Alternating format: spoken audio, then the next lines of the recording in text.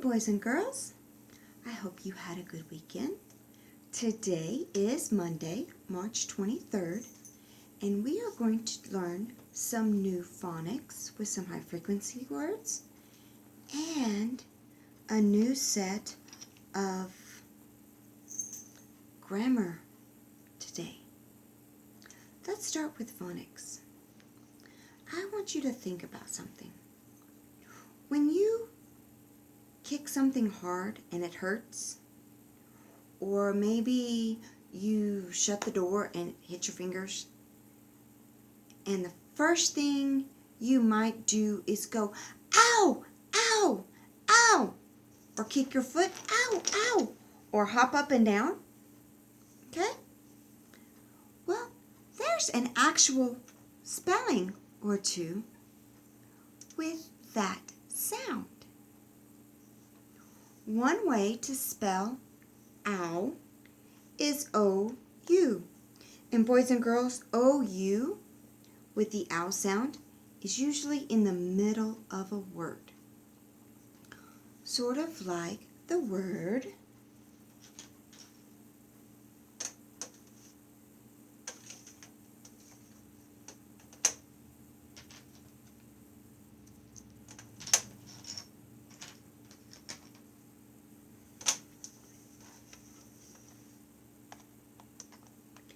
mouth. Mouth. Ow. Mouth.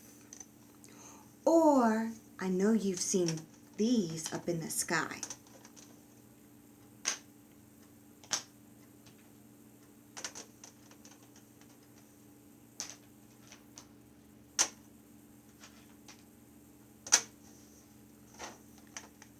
Cloud. Cloud. Cloud. Cloud. Okay? That's one way to go, ow. The most common spelling of ow, however, is usually found at the end of a word. Ow. O-W. Ow. Ow. Like in the word cow. You know those big animals, some of them times they have horns. Beef comes from those animals. Milk comes from those animals. Cow. And usually after a performance, usually a musical performance like the Christmas presentation you did, after you finished, you were asked to take a bow. Not bow, like what girls might wear in their hair, but bow. Bow. Okay? And then, of course, if you're asked to do something, you're expected to do it now. Now. Say that with me. Now. Now, there might be a question, because if you're expected to do something now, you might need to know how to do it. How. Now, most of the time, this word, this spelling of ow, is at the end of a word. Usually it's a 3-letter word. However, sometimes ow can be like OU and be in the middle of a word, like in the word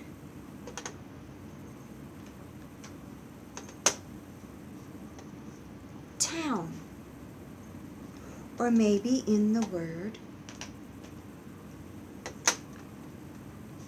down. Let's not forget, there is a color. Think about it. What color is this? If you said brown, you're absolutely right. Brown.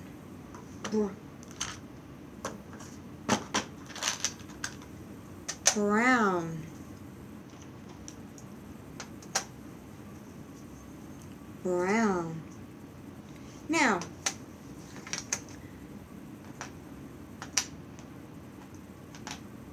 there's also this word, clown. They usually dress funny, they have makeup on, and they're usually doing something. Now, bullfighters at the rodeos were sometimes called clown. They were sometimes called a clown, a rodeo clown. And their job was to distract the bull after the bull rider either made his 8 seconds or didn't make his 8 seconds and fell off the bull, in order to keep the bull rider safe. Clown. However, circuses. You might see a clown at a circus. Actually, you'll probably see more than one at a circus. Sometimes parades will have clowns. Clowns, you don't need to be afraid of a clown. They're there to make you smile and to make you laugh. Okay? Clown. Good job, boys and girls.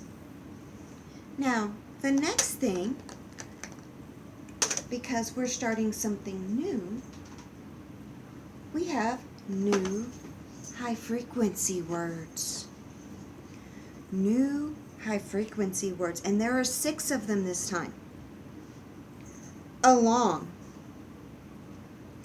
Along is like when you bring something with you, or someone.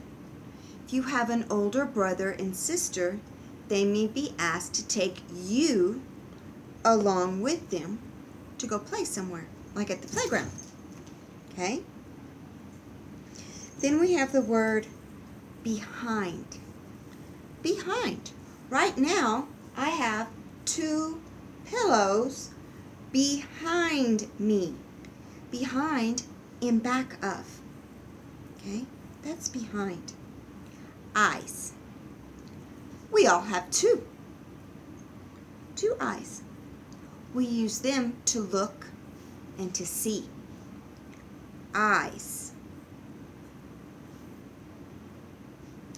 Never. That is like no and none. Never. Like I will never do that. In other words, you're not going to do that ever. Okay? Pulling. Pulling. Okay? Let me see. I have a rubber band. I do have a rubber band. And so when I stretch it out, I pull it. So I'm pulling the rubber band. Now, when, because the next word is toward, when it's coming to you, toward you, it's coming to you, it's coming toward you. Say that with me. Toward. Now let's say these words together. Ready? Along. Good. Behind. Good. Pulling. Good. Eyes. Good. Never. Good. And toward. Good. This week, throughout the week, we're going to be working on not only knowing what these words mean, but also being able to spell them. Okay? Another thing I want to talk to you about are commands. In grammar, we have types of sentences. We've already talked about 3 of the 4 types because you know what to put at the end of them. We have our telling sentences, which require us to put a period because they give us the information. The cat sits in the hall. I'm just giving you information. Then we have the question sentences. Those are called questions. They end with a question mark. Usually, where is the cat? Because you want information. You're not being told the information. You're asking for the information. And then we have the exclamatory sentences, which require an exclamation point at the end. Look at that! When you have emotion put behind the sentence, a strong feeling or an emotion, you want to use an exclamation point. Now, the sentence types I just talked about, commands, are like your declarative sentences or your telling sentences, statements. They require a period at the end. But commands are just that. They're directions that you have to follow. Sit down. No additional emotion to that. So I just need a period. When I gave you the exclamation, I said, look at that! That isn't actually an exclamation. It's not a command. However, if I said, look at that, that would be a command, and I would need a period at the end. Our sentences have a subject and a predicate, or a noun and a verb. The who the sentence is about and what they do. In a command type sentence, the subject is you. You, as in you look at that, or you sit down, or you get out a pencil. But instead of just saying you, we just start right with the verb. Get out a pencil. Read a book. Sit down. Eat your breakfast. Those are commands. And commands, sometimes commands can be exclamatory sentences where they need that exclamation point.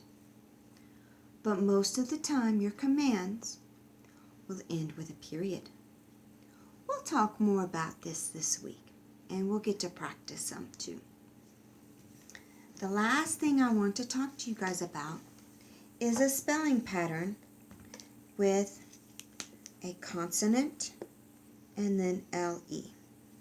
I've got two words here because they were the ones I could think of off the top of my head.